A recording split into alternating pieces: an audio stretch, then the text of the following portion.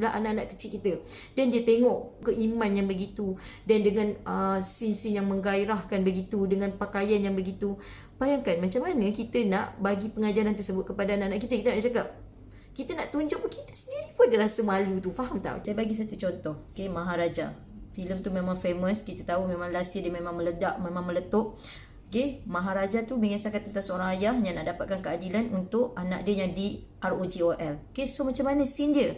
Hanya menunjukkan bahawa lelaki tu datang masuk bilik dan kemudian keluar. Kita dah faham dah.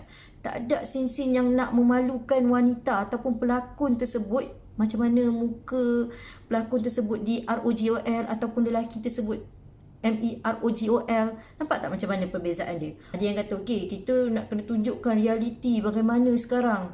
Realiti tu pun boleh ditunjuk dengan pelbagai cara. Ini filem Hindustan, MOM, M-O-M, okay? Sri Devi yang berlakon. Ada versi pengarah Malaysia, Mama you guys tahu kan macam mana scene ROGOL dia kan. Okay, tapi dekat dalam filem MOM ni, tahu tak macam mana scene ROGOL dia? Dia tunjuk wanita tu kena tangkap dan kemudian kena ikat, dia meronta-ronta, dan kemudian scene ROGOL tu dia bawa pusing satu bandar tersebut, lepas tu dia tukar, lepas tu dia pusing, dia campak perempuan tu, settle.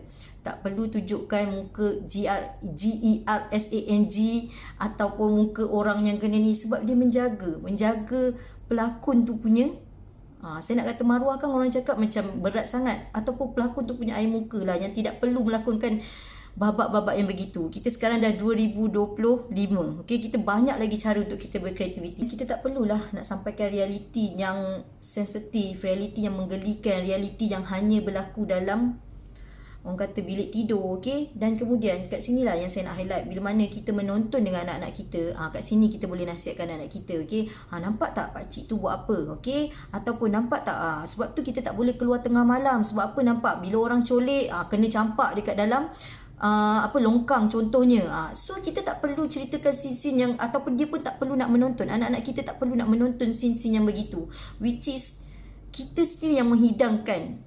Dia dah, kita nak consider sebagai SOFTPORN ke? So itu yang saya nak highlightkan sangat-sangat dalam ni. Okay, dapat berkongsi pula mesej tersebut dengan anak-anak kita tanpa kita ni yang rasa segan ataupun rasa malu.